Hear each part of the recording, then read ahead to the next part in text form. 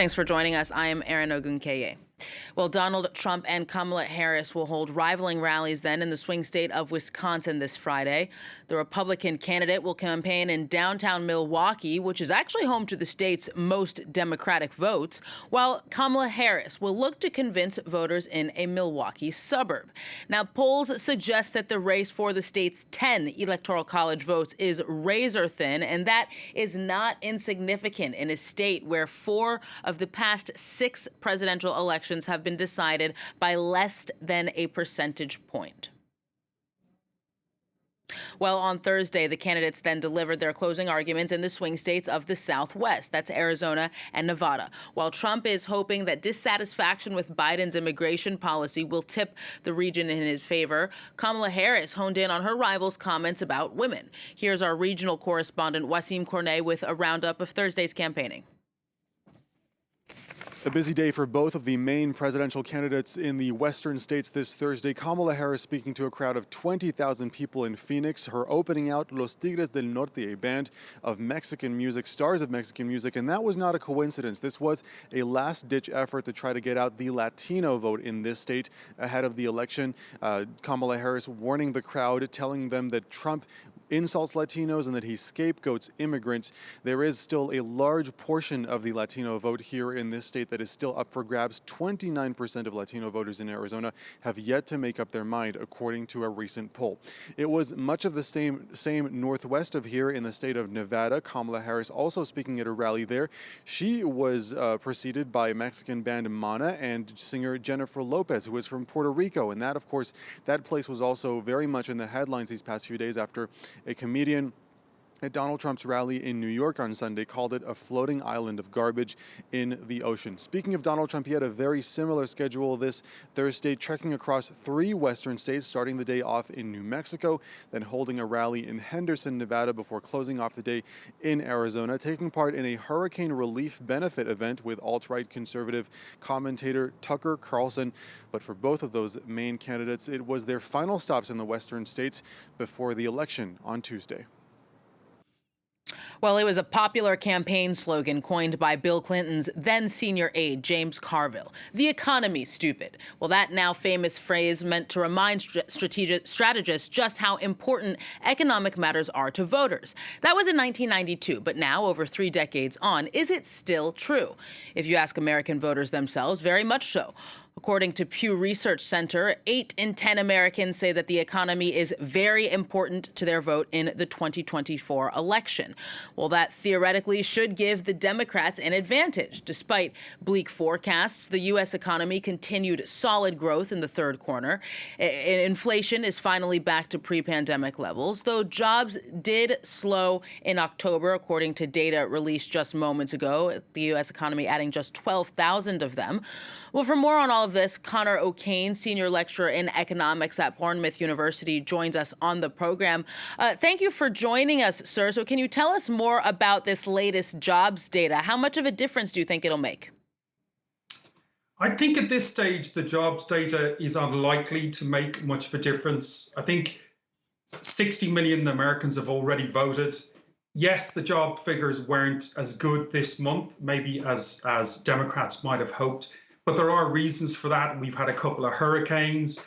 We've had strikes at the Boeing factory. So there are factors. I think, one of the things that Joe Biden has been very much emphasizing is that unemployment is still at a 50 to 60-year historic low in the US. So at this stage, I'm not sure slightly underperforming recent figures are going to be a big factor.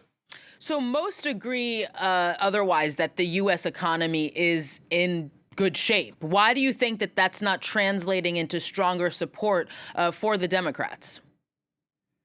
I think it's partially due to the success of the Republican campaign. The Republicans have managed to focus the economy discussion on the cost of living.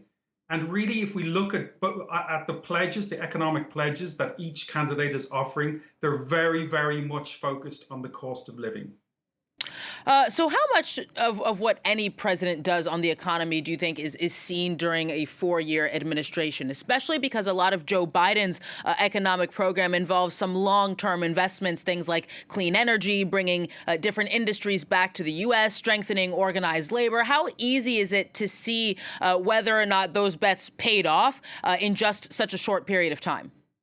Well, he has. Bidenomics really has been, I agree, lots of these investments often take decades, but actually the US has had some quite quick hits. His chip program, so one of the things that happened during the pandemic was that, especially in the field of semiconductors, the US was quite exposed because when Taiwan and China went down into lockdown, American manufacturers were left short of semiconductors.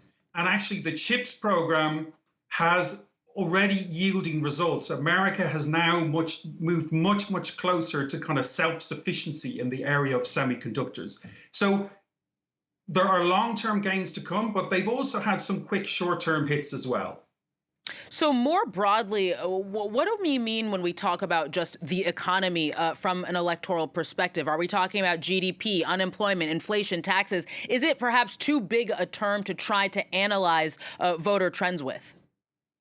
Well, America is in on, there was a piece in the Wall Street Journal yesterday that the headline was "The Next President Inherits a Remarkable Economy." Normally, the incumbent can be attacked on some sort of fundamental, growth might be good, but jobs might be good, et cetera, et cetera. But America is in an unusual position at the moment where really all of the core fundamentals on the economy are very, very strong. So economy is also a question of perception. To what extent do you think things can be going poorly for a subset individuals, even though they appear to be, the overall economy rather appears to be doing well, and vice versa? Well, America, so it's got inflation down under control, back to close to target 2.1%. But just like the rest of the world, it has suffered an inflationary spike. And that has come through in the form of increases in energy prices and increases in food prices and increases in things like auto insurance. And we see each of the candidates focusing specifically on that. Donald Trump says he's going to organize a committee that will reduce auto insurance and energy prices by 50%. Difficult to see how he's actually going to achieve that, but that's what he says. On the other hand, Harris is saying she's going to get the Federal Trade Commission to investigate what she sees as dominant markets in some of the food industry. So she wants to break up things like the meat industry, and she believes that will lower prices. So I guess to sum things up, who do you think stands to gain the most from a Donald Trump presidency and from a Kamala Harris presidency?